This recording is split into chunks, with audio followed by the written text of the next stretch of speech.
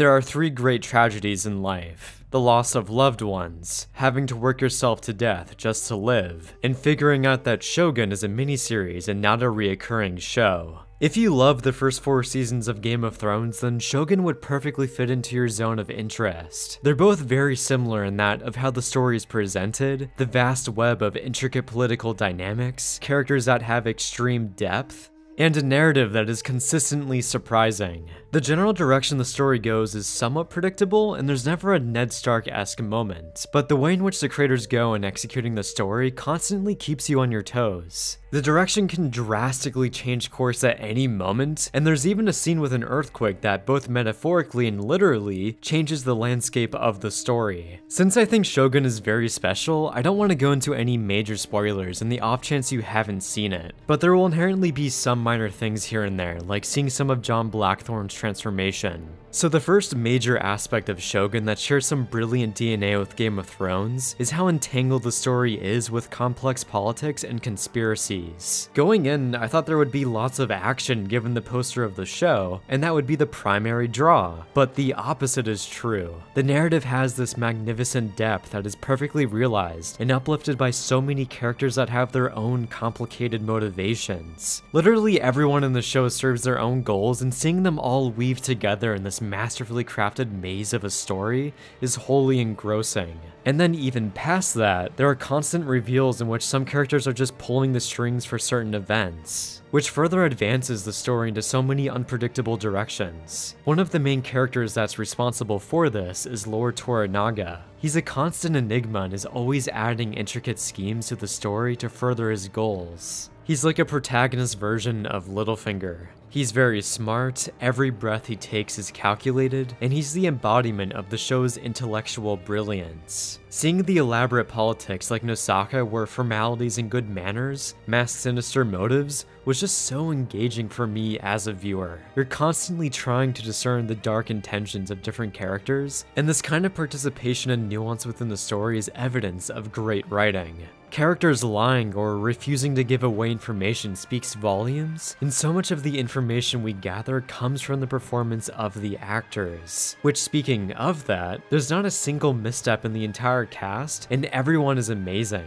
There's a definite highlight, but I'd be getting ahead of myself by going into that now. In essence, the political intrigue for Shogun is genuinely outstanding, and I think easily matches the level of quality of Game of Thrones, at least when it was at its peak. Just the premise alone in which there's a power vacuum of a ruler dying, and he has to force his 5 closest advisors to swear fealty to his son until he comes of age is a recipe for a great story. It allows the ambitions for different characters to flourish, which in turn cultivates a story with rich conflict. I think that alone, along with other aspects obviously, really captured my attention and instantly hooked me into the show. It just has this perpetually high quality of dialogue, and you can come out of every episode with a wonderfully witty quote. Some of my favorites are, "The man who stands at the greatest height is the loneliest man in the realm." With this shot that perfectly punctuates that point, "Fate is like a sword, useful only to those who can wield it." Or lines that convey so much meaning, like comparing controlling fate to that of wind. Or there's even some very profound poems like, "Flowers are only flowers because they fall."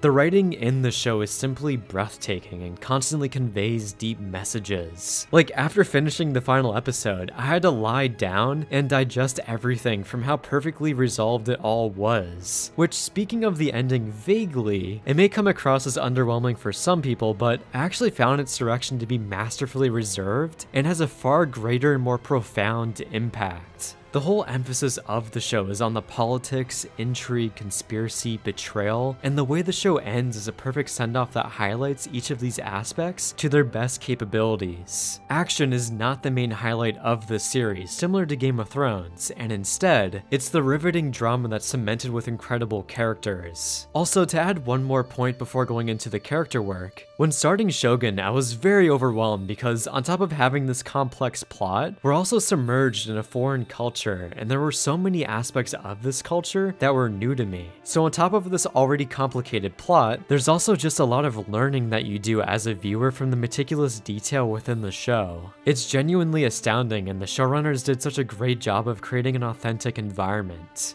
along with obviously adapting the story in an expert fashion, and I wouldn't be surprised if Warner Bros. Tries to get them to adapt a Game of Thrones spin-off show, or hell, maybe even a remake. I wouldn't be opposed to that, but I found the overall Japanese culture to be incredibly immersive, and I think what especially helps someone of my demographic is how the story is presented through the perspective of John Blackthorne. His overall arc I found to be perfect, but along this arc, we're also learning the different ideals and customs of Japan's culture. So not only is the character growing, but as a viewer, we're also learning as well. And I think this specific aspect adds a level of educational quality that you don't really get from other shows, and this inherently comes from the sheer authenticity of Shogun. That and John Blackthorne for most of the show has an extreme clash with Japanese culture, and this fundamental contrast elevates the entertainment value of so many scenes. Whether he's completely disrespecting the way people eat their food, him speaking out of line, or even hanging up a bird to marinate, and then that even funnily enough brings about dire consequences. Literally everything that John Blackthorne does is contested, and his base existence is even an insult to some characters. So this entire dynamic feels so many great moments within the show, and it never feels like there is any downtime because of this, especially during the halfway mark where the plot development dies down a bit, but we have this cultural clash that infuses every scene with character building, along with the audience learning. So throughout the show, as John Blackthorne is becoming more informed and is learning the language and customs, we as viewers also feel like we are growing alongside him. We feel their misery, sorrow, excitement, and every step of the way you are fully attached to the characters. Which now I think is an appropriate time to talk about Mariko, easily the best character in the show. Coming into Shogun, you don't really expect a character like Mariko to be the show stealer, and expect that to be Toranaga, which he is a fantastic character, but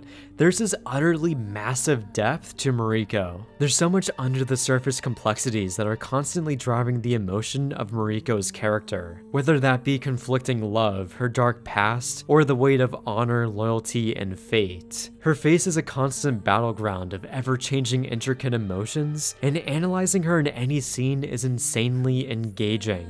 The acting here is astounding, and when she inevitably wins her Emmy for Best Actress in a miniseries, you could essentially pull clips from any of her scenes. That's how incredible she is. It never feels like she's overacting in any moment, and there's such an extreme amount of nuance that is always oozing out of her character. That and during the halfway point in the show where the characters were explored more heavily, I just became enraptured by her and John Blackthorne. Their dynamic has so much depth as she acts as his translator, but they can't help but get closer to one another. This in turn also introduces more conflict into the narrative in an already massive and grand show. This small-scale exploration of characters I found to oddly be the best highlight within Shogun, and that's pretty impressive given how amazing the whole political and conspiratorial side of the story was. Their duo is so alluring, and the conflict that generates between them feels eternal and could last for multiple seasons if this wasn't a miniseries. That's why it saddens me so much that Shogun is a miniseries. Just when you come to adore each of the characters, the show comes to an end. During the final episode, I kept checking how much time there was because I wanted to cherish the remaining moments I had left. But going back to Mariko,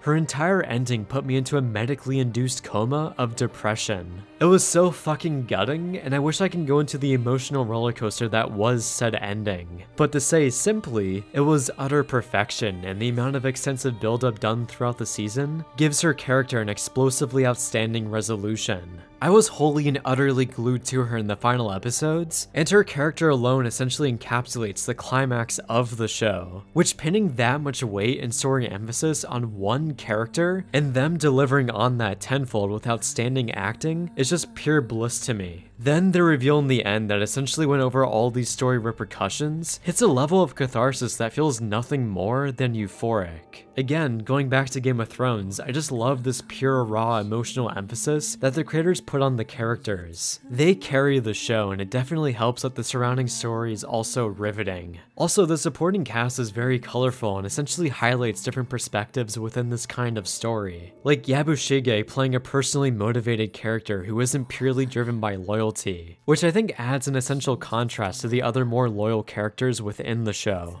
But Yabushige, because of this, was always able to have such a fun time, and seeing this journey unfold was a blast. And speaking of fun, there's a surprising amount of levity and humor in Shogun. Like, this is a very dark and mature story, but there's this undercurrent of subtle humor throughout that honestly made me laugh on numerous occasions. One moment that wasn't technically subtle, but the punchline was subtle, was the scene where Blackthorn teaches Toranaga how to dive. The funny scenario here is obviously that Toranaga forces Blackthorn to keep diving over and over, but to me, the funniest aspect was that after all of this, Toranaga just flat out belly flops. The creators don't put emphasis on this moment and is only there in the background if the viewer is paying attention. But yeah, I find this overall brighter side of the narrative to contrast very well to the otherwise dark and tragic undertones that permeate throughout the story. Then, one more thing I want to go into is the outstanding production value. I can't really find anywhere what the budget of the show was, but every penny was definitely put to good use. From the constant usage of awe-inspiring location-based shooting, cinematography that's so crisp that you just want to eat every frame, set design and wardrobe that probably cost a fortune from how authentic it always felt, and perfectly integrated and seamless VFX. Besides a couple moments, like at the end of episode 3 where they were on the ship, and you could see the green screen map lines. But besides that, the VFX was very impressive. The moment that immediately sold me that the mouse was opening up the banks was during the first episode where our characters were trying to survive a storm while on a ship. The blend between the practical set and everyone getting obliterated by water cannons, combined with the VFX background of water and really compelling wide shots, simply sold this as being real. I feel like the creators knew precisely when to go big on budget, because a lot of the show takes place in interior sets. So this essentially allows the showrunners to save money and really pop off and elevate the execution of the more action-based scenes. Like, I imagine the whole scene where Blackthorn has dinner with Mariko and her husband was able to be produced for a small amount, which then allowed them to incorporate bigger and more bombastic moments with VFX. That and every action scene with any swordplay was aided expertly with VFX, and it never felt jarring because sometimes blood VFX can look pretty wonky. Which, speaking of the action briefly, I wish we had at least one duel or a larger action set piece, but I can be at peace with not having that given how amazing the story and characters were. Then the last great aspect of the production is the music. It's been a pretty long time since I refused to skip the main title sequence. I just love the woodwinds and how they communicate the serene tone, while also still being able to capture this vast epicness. That transition is amazing, and I think it's really clever how they combine the sea and the Japanese garden. But yeah, every single production aspect of the show essentially blows every other competing show out of the water. The producers knew how great the show was, and even spent $7 million on a Super Bowl ad for Shogun. It's utterly flooring how outstanding this miniseries was in just 10 episodes, and it feels like so many shows take multiple seasons to barely even graze the excellence that Shogun was able to achieve in a fraction of the time. So to me, I think Shogun easily equals the brilliance and quality of Game of Thrones, and if anything, it definitely surpasses it in some areas. Thank you for watching, and check out my Letterboxd, Patreon, and Discord links in the description. As always, thank you so much to Logan Farmer for being a top tier patron.